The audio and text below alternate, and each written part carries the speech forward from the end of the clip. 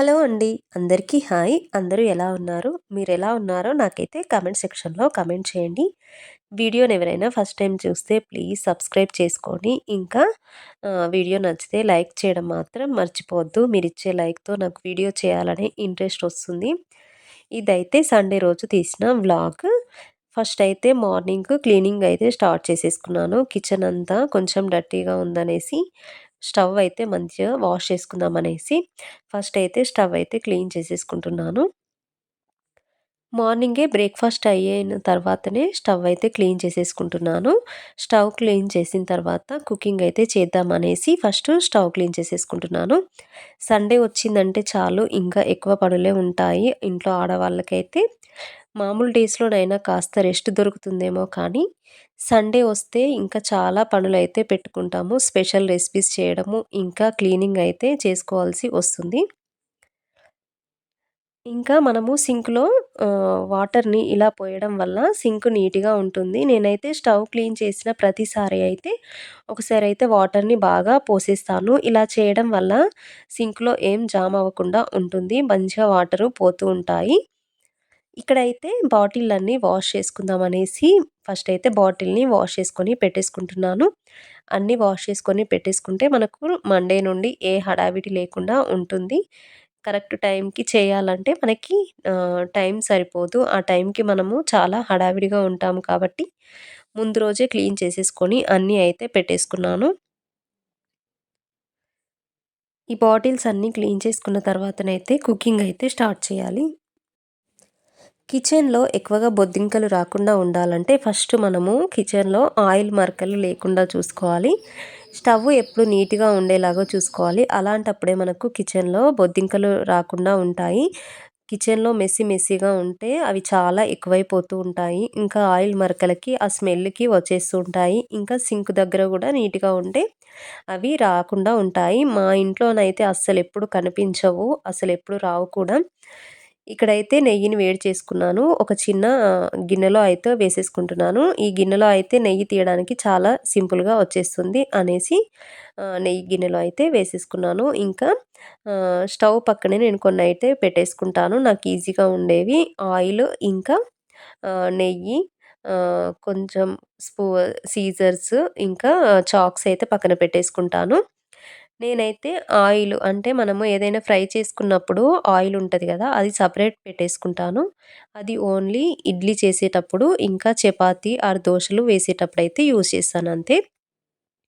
ఇక్కడైతే next day కోసమైతే పప్పుని నానబెట్టేసుకుంటున్నాను. ఈరోజు అయితే రాగి దోస చేద్దామనేసి రాగులు వేసేసుకుంటున్నాను. అప్పుడప్పుడు రాగులు వేసేసుకొని చేసేస్తాను. ఎప్పుడు ఒకేలా కాకుండా కొంచెం హెల్తీగా కూడా పాటిస్తే పిల్లలకు కూడా అలవాటవుతుంది. అందుకనేసి రాగులైతే వేసేసుకొని నానబెట్టేసుకున్నాను. ఇప్పుడు కర్రీ అయితే ప్రిపేర్ చేయాలి. ఈరోజైతే మటన్ తీసుకొచ్చారు. మటన్ కర్రీ చేద్దామనేసి స్టార్ట్ చేస్తున్నాను. ఇంకా నా ఛానల్‌లో ఎప్పుడు చేయలేదు ఈ రెసిపీ. అందుకనేసి నేను షూట్ చేసేసుకున్నాను.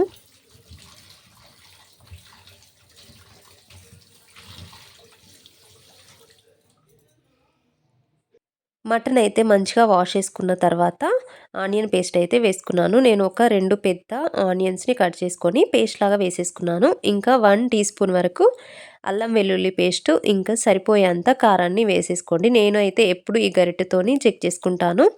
ఆహ్, అంటే హాఫ్ కేజీకి ఒక గరిట వేసేసుకుంటాను. కొంచెం స్పైసీగా ఉంటుంది. అందుకనేసి ఒక గరిట వేసేసుకున్నాను.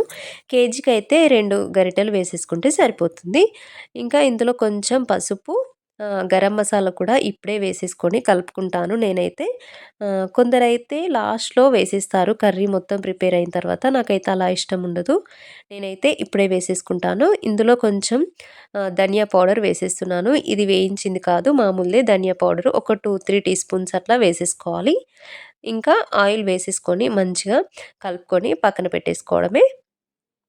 ఇలా కలుపుకున్న తర్వాత ఒక 10 మినిట్స్ పాటు పక్కన పెట్టేసుకోండి. మనకు మటన్ అనేది ఫ్రెష్‌గా ఉన్నది అని తెలియాలంటే మటన్ మంచిగా రెడ్ కలర్‌లో ఉంటే చాలా ఫ్రెష్‌గా ఉన్నట్టు. ఇంకా టేస్ట్ కూడా చాలా బావుంటుంది. వైట్‌గా ఉంటే అంత టేస్టీగా ఉండది. ఎప్పుడైనా మీరు తెచ్చుకునేటప్పుడు కొంచెం రెడ్‌గా ఉంటే అది ఫ్రెష్‌గా ఉందనేసి అనేసుకోవాలి.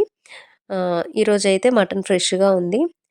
ఇంకా ఆయిల్ వేసేసుకున్నాను. ఆయిల్ వేసుకున్న తర్వాత పచ్చిమిర్చి, ఇంకా హోల్ గరం మసాలా, షాజీరా, లవంగాలు, యాలకులు, దాల్చిన చెక్క, ఆకు వేసేసుకున్నాను. ఒక 5, 6 లవంగాలు, ఒక 2, 3 యాలకులనైతే వేసేసుకున్నాను. ఈ ఫ్రై అయిన తర్వాత కలిపి పెట్టుకున్న మటన్నయితే ఇందులో వేసేసుకుంటున్నాను.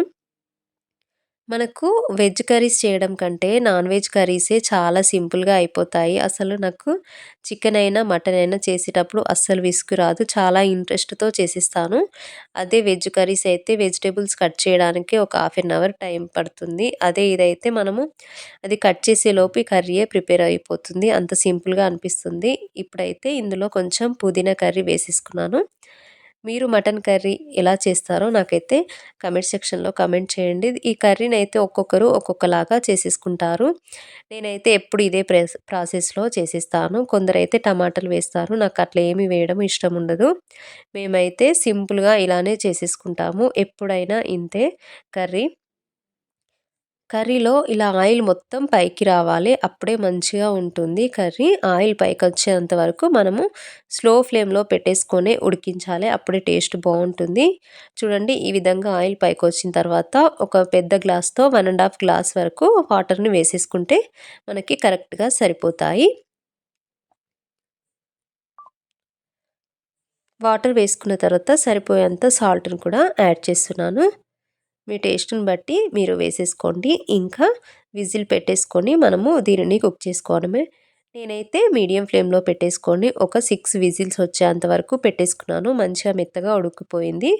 మనకు మటన్ కొంచెం లేతగా ఉంటే తొందరగా ఉడికిపోతుంది. ఇక్కడ చూడండి పాలైతే పొంగిపోయాయి. అసలు ఎక్కువ పెట్టేసాను, మర్చిపోయాను. మనసు బాగలేకపోతే ఏంటో అన్నీ అసలు మర్చిపోతాము. అందుకే ఇంట్లో ఆడవాళ్ళు హెల్త్‌తో పాటు కొంచెం మూడ్ కూడా బావుంటేనే మనం ఏ పనులైనా చేసుకోగలుగుతాము. చూడండి మటన్ అయితే చాలా బాగా కుక్ అయిపోయింది. ఇప్పుడు ఇందులో కొంచెం కొత్తిమీర, ఇంకా కొద్దిగా కొబ్బరి పొడినైతే వేసేసుకొని ఒకసారి ఒక 2 మినిట్స్ పాటు ఉంచేసుకొని స్టవ్ ఆఫ్ చేసేసుకోవడమే. మంచిగా ఫ్లేవర్ అనేది దానికి పట్టేస్తుంది. అప్పుడు మనము స్టవ్ ఆఫ్ చేసేసుకొని దింపేసుకోవడమే. టేస్ట్ చాలా బావుంటుంది. ఎవరైనా ట్రై చేయకపోతే తప్పకుండా ట్రై చేయండి. ఇంకా ఈ కర్రీనైతే ఒక గిన్నెలో వేసేసుకుంటున్నాను. అంతేనండి. ఈ వీడియోనైతే కంప్లీట్ అయిపోయింది. ఇంకా పాలు పొంగినాయి కదా! కిచెన్ అంతా నీట్‌గా సర్దుకొని పెట్టేసుకున్నాను. ఈరోజైతే 2 టైమ్స్ స్టవ్ అయితే వాష్ చేయాల్సొచ్చింది. అందుకే ఇప్పుడైతే తుడుచుకొని పెట్టేసుకున్నాను. ఈ వీడియో నచ్చితే ప్లీజ్ సబ్స్క్రైబ్ చేసుకోండి. ఎవరైనా కొత్త వాళ్ళు చూస్తే ఛానల్‌నైతే సపోర్ట్ చేయండి. Thank you for watching.